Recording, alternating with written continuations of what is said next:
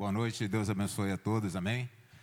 Eu gostaria de que vocês abrissem as suas Bíblias, por favor, no livro de Salmo, no capítulo 73. Vamos ler apenas 2 versículos, o versículo 1 e o versículo 2. Salmo 73, de número 73, de verso 1 e verso 2.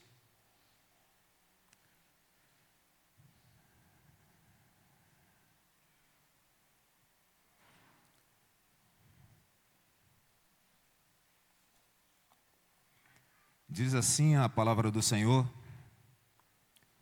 verdadeiramente bom é Deus para com Israel, para com os limpos de coração. Quanto a mim, os meus pés quase se desviaram, e pouco faltou para que escorregassem os meus passos. Amém? Vou repetir mais uma vez, ok? Verdadeiramente bom é Deus para com Israel, para com os limpos de coração. Quanto a mim, os meus pés quase se desviaram, e pouco faltou para que escorregassem os meus passos. Esse texto ele vai falar sobre Asaf, Salmos de Asaf. Ele vai dizer que Asaf, ele era filho de Berequias, um homem que era descendente de Gersom, um levita do Senhor, e que um dia foi escolhido por Davi para ministrar no tabernáculo do Senhor. E esse homem ele foi o líder dos músicos no tabernáculo. A função de Asaf era ministrar ao Senhor. Acordava todos os dias para ministrar diante do Senhor, cantar louvores ao Senhor, ministrar diante da arca. E isso vocês podem depois acompanhar, vai estar no primeiro livro de Crônicas, no capítulo 6, do verso 39 ao 43. E essa confirmação dele ministrar diante da arca do Senhor estará no capítulo 16, verso 4. Só que, certa manhã, não foi isso que aconteceu com Asaf. Como nós lemos no versículo 2, ele disse: estou quase desviado. Um levita, um adorador, um homem de Deus, um homem que foi chamado para ministrar ao Senhor, vinha de uma família designada por Deus para ministrar diante do tabernáculo. E em determinado momento da sua vida, ele ficou com o coração tão entristecido e tão questionador em relação a Deus, que ele diz no verso 2 que quase os seus passos se desviaram da presença do Senhor. Como nós lemos no versículo 1, ele tem entendimento de que Deus é bom, de que Deus é justo com aqueles que são limpos de coração, mas ele não entendia a dimensão dessa bondade de Deus, a ponto dele questionar a Deus, porque ele via os ímpios prosperarem à sua volta.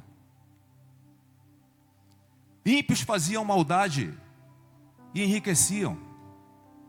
Ímpios eram arrogantes e não acontecia nada. Esses homens, eles se alegravam de fazer a maldade. Abriam as suas bocas e blasfemavam contra Deus e continuavam enriquecendo. E isso encheu de ira o coração de um homem de Deus.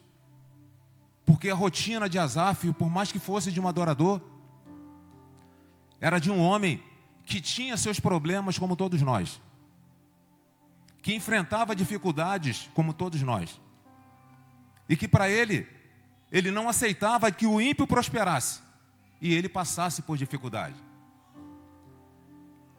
Só que esse homem ele vai questionar tanto a Deus diante dessas situações, e que vai ver as situações desses homens em que a maldade não os assolava, A morte, quando passava pela morte, não tinha tanta dificuldade como temos nós, até mesmo de enterrar um parente.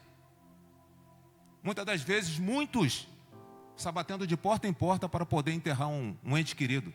E isso não acontecia com o ímpio. Encheu o coração desse homem de inquietude. E o que Asaf faz? Ele começa a questionar a Deus. E se alegrar, ou seja, se alegrar não, perdão, deixa eu corrigir a palavra. Se colocar numa condição de que a vida do ímpio, eu acho que seria bom para mim. Porque aquilo que eles colocam as mãos para fazer, eles prosperam. E eu passo dificuldade na vida que escolhi para mim. Esse homem, ele toma uma posição de chegar diante de Deus e de achar que Deus tem prazer em maltratar os seus filhos. Um questionamento de um levita. Um questionamento de um adorador. Mas só que no verso 17, ele vai dizer que tudo isso cai por terra abaixo, por água abaixo, quando ele entra na presença do Senhor e reconhece que só o Senhor é capaz de restaurar todo aquele sentimento ruim que passava no coração dele. Quando ele entra na presença do Senhor, ele percebe que a vinda do ímpio é como um sonho, que logo se vai. Que Deus, ele permite que os ímpios, eles venham se escorregar na sua própria maldade, e logo não existe. E ele começa a firmar o coração na presença do Senhor, e saber que só Deus pode restaurar e conservar a sua vida. Só Ele pode conservar a sua integridade. Por mais que pudesse ter passado no coração desse homem, desse adorador ao Senhor, desse levita do Senhor, de colocar a direção dele na direção do ímpio, se arrepender do voto que ele faz de santidade diante do Senhor, por ver os ímpios prosperarem, ele toma uma direção de caminhar na presença do Senhor e saber que só o Senhor pode restaurar a sua vida. E no verso 23, se eu não me engano, deixa eu só confirmar aqui, por favor. Verso 25, ele vai dizer: Senhor, a quem tenho eu no céu senão a Ti? Na terra, nada tenho, nada me interessa. Ou seja, aquilo que tinha enchido o coração dele já ficou para trás. Porque ele percebeu que a presença do Senhor na vida dele era muito mais importante. Amém? Eu quero dar um outro versículo para você, que vai estar no livro de Jeremias, no verso 5. Essa aí pode botar para mim, Eliandro, por favor. Capítulo 1 de Jeremias, verso 5. O texto de Jeremias, ele vai dizer que da mesma forma que Asaf, Jeremias também foi um homem separado por Deus. 2 levitas, os 2 descendentes de Levi. Vai falar que o capítulo 1 vai falar que era Jeremias, filho de Ilquias, um sacerdote, também levita, que viveu nos dias de Josias, rei de Judá, no 13º ano de Josias. Só que esse homem, um profeta, no verso 5 vai dizer que o Senhor, ele olha para Jeremias no ventre da sua mãe. E o texto vai dizer assim: antes que o Senhor o formasse, o Senhor o escolheu. Antes que ele deixasse a sua madre, antes que ele deixasse a madre da sua mãe, o Senhor o estabeleceu por profeta entre todas as nações. Isso para nós vai trazer uma atenção especial. Nós não somos um acaso. O Senhor acompanhou a formação de Jeremias, como nós vamos acompanhar em outras passagens, que acompanhou a formação de outros, como nós também. Da mesma forma que esses homens levitas do Senhor tiveram seus momentos de questionamentos em relação a Deus, e que isso não fez com que Asaf abandonasse a presença de Deus, nós vamos ver agora a situação de Jeremias. Um homem escolhido como boca de Deus para ser profeta naquela geração de Judá, onde a perversidade já tinha assolado aquela população. Quantos profetas o Senhor mandou para Israel no reino do norte e quantos profetas o Senhor enviara também no reino do sul agora com Judá. E a gente está vendo, percebendo de que o coração desse homem, quando Deus o chama, no versículo 6, o Deus estabelece aquele homem como profeta e o escolhe como ainda jovem, para que fosse boca do Senhor naquela nação. E ele questiona Deus, fala assim: Senhor, eu sou jovem, não sei falar. O Senhor diz para ele: você falarás a quem eu te enviar para falar. Não se omita naquilo que eu te pedir para que eu venha determinar que você faça. Só que tem detalhe, o Senhor faz para ele promessas. Esse homem ele vai passar por tantas situações, do capítulo 1 ao capítulo 19, ele vai ver tantas atrocidades acontecendo no reino de Judá, que o coração de Jeremias também vai questionar a Deus. O reino de Israel, o reino de Judá, o templo de Jerusalém, que deveria ser um templo de adoração ao Senhor, era um templo de adoração a Baal, Astarote e deuses estrangeiros. O local que um dia fora consagrado por Salomão para ser um local de adoração, adorava deuses estranhos.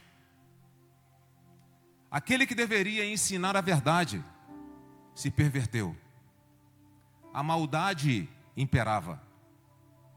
Crianças eram sacrificadas. A maldade tomava conta das pessoas. Não existia ninguém que falasse a verdade. Deus por muitas vezes usou Jeremias para falar ao povo, para que houvesse arrependimento, para que houvesse indignação diante dos seus pecados. E Jeremias foi esse homem que se colocou nessa brecha em oração. Em alguns momentos ele chegou para Deus, pedindo que Deus tivesse misericórdia do reino de Judá. E Deus diz para ele o seguinte: nem mesmo se Moisés ou Samuel me fizesse tal pedido, mudaria a sorte de Judá. Tamanha era a maldade daquele povo. Só que nós vamos perceber que Jeremias ele foi um homem usado por Deus. Vou listar algumas coisas aqui rapidinho, só para não fugir o propósito. E dizer mais ou menos que ele foi enviado a um povo rebelde. O povo praticava idolatria, denunciou sacrifícios humanos, prostituição religiosa, falsos profetas que enganavam o povo com mensagens de paz. O povo havia abandonado a Deus, falou a líderes que oprimiam o povo. A verdade havia desaparecido em Judá. Não havia arrependimento. E uma metáfora que é colocada nesse verso, nesse capítulo de Jeremias 8, 22, que diz o seguinte: por acaso não existe bálsamo em Gileade? A cidade de Gileade era conhecida por fornecer realmente um bálsamo curador, como muitas das vezes nós ouvimos naquela música da Ana Paula Valadão. E Deus se propõe verdadeiramente a ser um bálsamo curador para o povo de Judá. A maldade era tamanha que nem isso eles aceitavam mais. O povo estava embriagado pelo pecado, questionou a Deus. Jeremias questionou a Deus quanto também a prosperidade dos perversos, tal qual fez Asaf. Só que Jeremias, quando ele se lembra da promessa que Deus tinha feito para ele, ele vai perceber que ele apanhou, sofreu, foi traído por familiares, foi colocado no tronco, foi jogado no poço, e em determinado momento, já lá no capítulo 20, no verso 9, ele diz o seguinte, ele fala assim para Deus: não lembrarei mais do teu nome, eu não falarei mais do teu nome. Se existe para mim promessa como servo de Deus, ele se sentiu desprestigiado, desprotegido por Deus, por tamanha afronta que ele passava diante daquele povo incrédulo, diante de um povo violento, de tamanha maldade. Mas quando ele fala isso, ele fala que para ele foi como fogo que subia pelos seus ossos. E ele diz: eu não posso deixar de falar de Senhor. Nós estamos vendo sobre a vida de dois homens de Deus que tiveram seus questionamentos em relação ao Senhor, mas que se fizeram cair em si e entenderam que só Deus é capaz de restabelecer a nossa sorte. Nós podemos ficar descontentes por alguma coisa, insatisfeitos por outra, mas só que Deus, ele é capaz de restaurar a nossa sorte, por mais que ela não venha de imediato como nós gostaríamos que viesse. Nós podemos ver pessoas ao nosso redor que prosperam mais do que nós. Nós podemos ver pessoas que, quando nós abrimos a nossa boca para ministrar na vida delas, talvez aquilo que nós vamos falar não será aquilo que elas gostariam de ouvir. E de repente seremos maltratados por isso. Mas esses dois homens, um levita do Senhor, o maior músico que a Bíblia menciona, chamado Asaf, um profeta enviado por Deus, um dos profetas enviado por Deus, também da mesma tribo, também um levita. Eles tiveram entendimento de que Deus, ele é um Deus provedor, que mesmo diante das nossas dificuldades, Deus é capaz de restabelecer. Alguns bons momentos dele, está oscilando Vou citar, muito, não ficou no Cruzeiro, dentro desse contexto, mal a passagem dele, que foi muito nós vamos boa falar durante que em um bom determinado tempo pelo momento, Jó Enfim, também a questionou a torcida parece Deus. que espera agora por um bom momento dele. Era um homem íntegro. Mas por que, Senhor, eu estou passando por isso? Nós vamos ver que Elias pediu a morte ao Senhor. E mesmo assim foi transladado. O Senhor o arrebatou. Jó foi restabelecido, mas não deixou de questionar. Ele não irou-se contra Deus. Questionamentos humanos, mas que não trouxe nenhum peso sobre o seu questionamento. Nós vamos entender que muitas das vezes esses homens receberam ministérios de Deus. O verso 5 de Jeremias que nós lemos, que nós comentamos aqui, onde Deus escolhe Jeremias, Deus escolhe com um propósito. Como escolheu Jeremias, Asaf, você e eu. E muitas das vezes, por questionamentos, nós temos largado as funções que nós temos exercido. Porque os nossos questionamentos colocados por nós são maiores do que os propósitos estabelecidos por Deus. Isso nos afasta daquilo que o Senhor idealizou para você e para mim. Daquilo que o Senhor sonhou para você e para mim. Porque o nosso eu, ele fala mais alto. Porque quando nós somos mexidos com o nosso ego, a primeira coisa que nos vem à mente é fugir do problema, é nos afastar do problema. Mas ele se esquece que o tempo que o Senhor investiu, o tempo que o Senhor planejou, o tempo que o Senhor idealizou a nosso respeito, não é levado em conta. Porque as nossas opiniões, as nossas decisões, elas falam mais alto. Nós temos um momento aqui em que,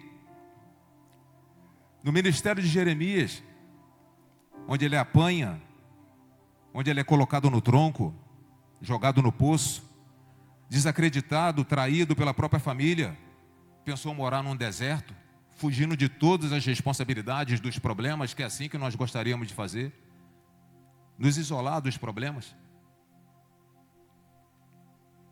Decepcionado com Deus, ele diz que não falaria mais do nome do Senhor.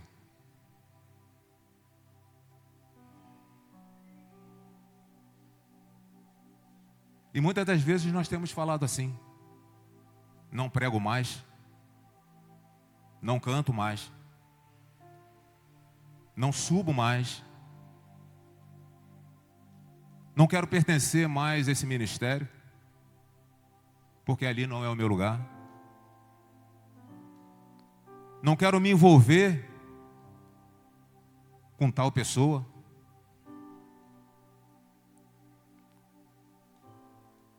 Será que isso agrada o coração de Deus? Será que aquilo que o Senhor estabelece para nós, como filhos, como servos, como Jeremias, enviado como boca de Deus para falar a essa geração, que é a nossa geração, como nós temos nos posicionado em relação a isso? Nós vamos ver que tiveram homens de Deus na Bíblia que tiveram seus ministérios, como um dos nossos. Uns escolhidos para ser sacerdote e juiz, que foi o caso de profeta Eli. Por negligência, a sua casa toda, ela foi desprestigiada por Deus. Nós vamos ver que Judas Iscariotes, escolhido para ser um apóstolo, traiu por dinheiro. Ministérios de homens como Jonas, que Deus mandou que ele pregasse em Nínive, ele tomou o caminho contrário e foi para Tarsis, por desobediência à palavra de Deus. Porque ele julgou que os ninivitas não mereciam a salvação do Senhor.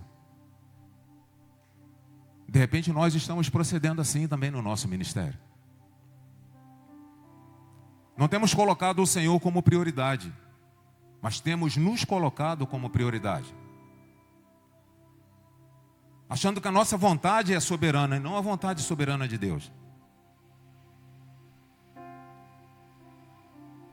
Cada ministério que o Senhor tem nos colocado tem algo importante a ser feito. E quando nós damos as costas para não fazê-lo, estamos comprometendo a obra do reino. Quantos de nós, muitas vezes, nós estamos largando a mão do arado e indo embora, esperando que outros façam. Mas quando você deixa de fazer, o fardo se torna muito mais pesado para aquele que faz. Verdadeiramente, eu poderia dar esse testemunho da minha vida. Convivi na igreja de Nova Vida durante 19 anos. E lá também eu fiz parte de um ministério de música. Não era lindo, esplendoroso como esse. Mas era um ministério de música, é o que se tinha. Mas mesmo assim, de coração, nós adorávamos. Só que um dia, eu deixei tudo para trás. Julguei estar fazendo a coisa certa para mim. Mas eu sei o quanto eu sentava nesses bancos ali atrás, quando ainda era bancos, Quantas lágrimas eu derramava e parecia que Deus não me respondia. Porque nós não consultamos a Deus quando é hora de sair. Mas a responsabilidade e a cobrança vem. Porque você morre. E eu passei nessa igreja muito tempo morto. Uma vez a Shirley perguntou ao pastor Luciano para permitir que o pastor Bill fosse lá em casa. Não tinha nada para eles fazerem aqui naquele dia de evento missionário. Era dia do meu aniversário. Não sou tão popular como a minha esposa, mas não tinha ninguém para ir na minha casa naquele dia. Mas ele foi para abençoar a minha vida. E às vezes nós estamos assim. Eu era um levita, um adorador que não adorava mais. Eu não tinha mais prazer de cantar ao Senhor. E às vezes nós achamos que estamos fazendo a coisa certa. Fiquei chateado com o pastor. Fiquei realmente chateado com ele lá. E estou com meu coração aqui partido, doido para fazer uma visita para ele, que depois que eu saí da Nova Vida, nunca mais voltei lá. E ele servindo a Santa Ceia essa semana, nesse domingo agora, caiu com a bandeja de Santa Ceia na mão, passou mal, quase infartou e quase morreu. E às vezes nós levamos isso, arrastamos essa corrente, até quando? Nós precisamos servir a Deus de coração. É o salmo que foi lido. Verdadeiramente o Senhor é bom. Verdadeiramente o Senhor é bom. Somos nós que estragamos tudo. Com as nossas atitudes erradas, nossos pensamentos errados, nossos questionamentos errados.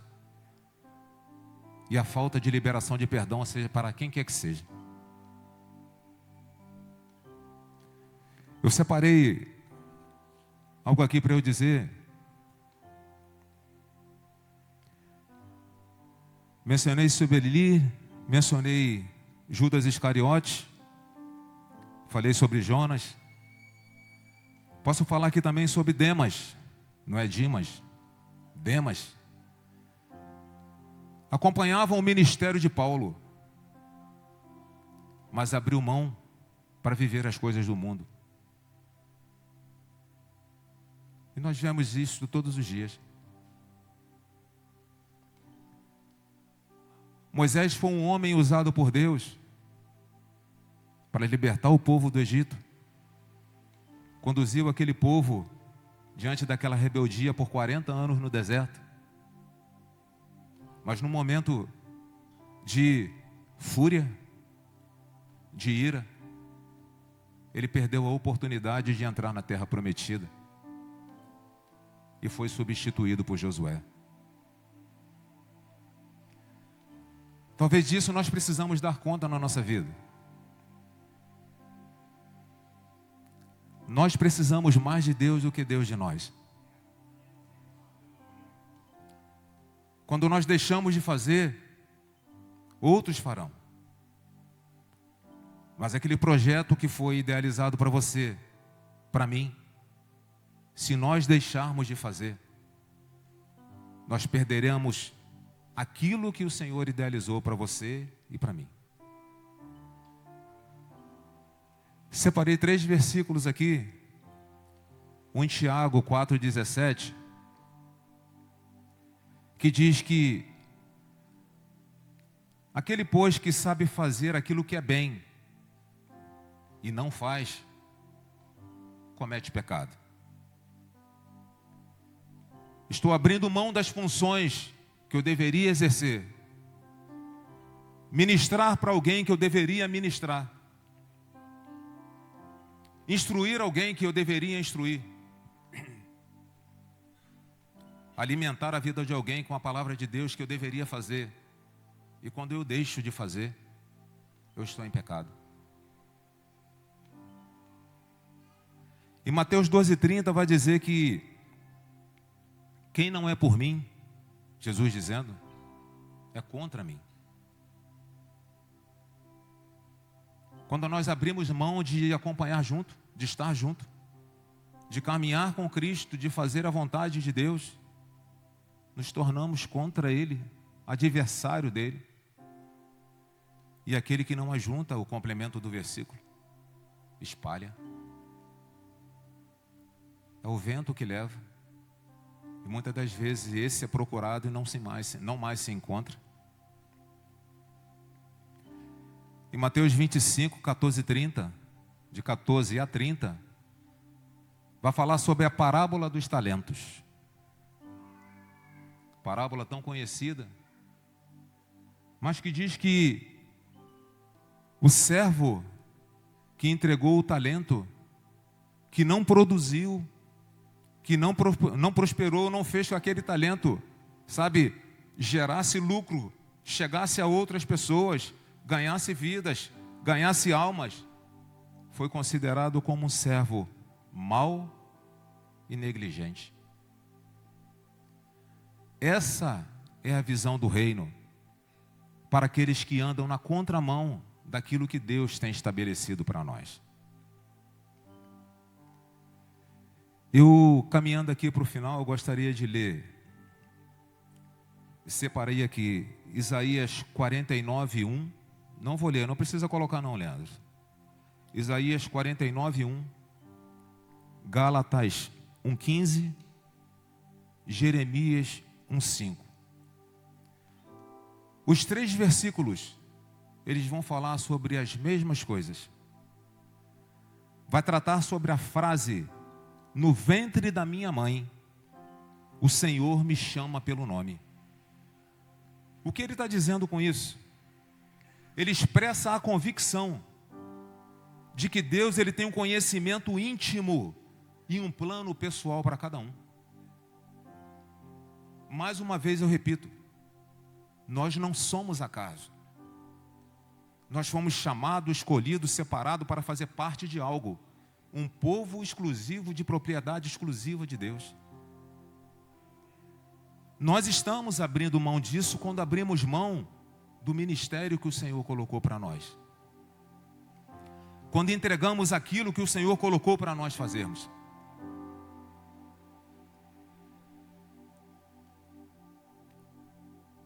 Verdadeiramente eu não sei do problema de nenhum de vocês. Sejam eles ministeriais, sejam eles às vezes em relação a serviços. Não sei e não conheço muitos de vocês, verdadeiramente eu não conheço.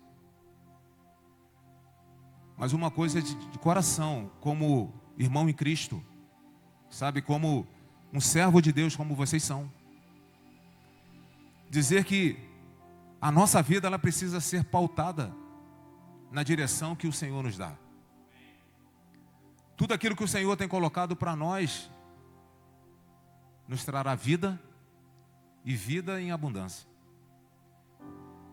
Mas aquilo que muitas vezes o nosso coração nos impulsiona pode ser para a perdição e muitas das vezes para o sofrimento. Eu gostaria que vocês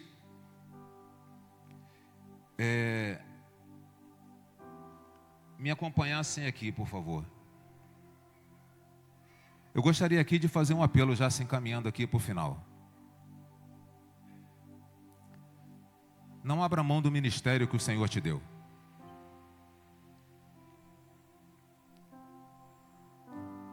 Que o apóstolo exerça a sua liderança. Que o profeta anuncie as mensagens de Deus com autoridade e com verdade. Que o evangelista proclame o evangelho. Que o pastor, Jesus, cuide, alimente e proteja o seu rebanho. Que o mestre ensine e esclareça a palavra de Deus com profundidade. Seja qual for o lugar que o Senhor te colocou. Estejam firmes, inabaláveis, e sempre abundantes na obra do Senhor, sabendo que o vosso trabalho no Senhor não será em vão. Amém? Vamos ficar de pé, que o Senhor nos abençoe. Amém? Em nome de Jesus.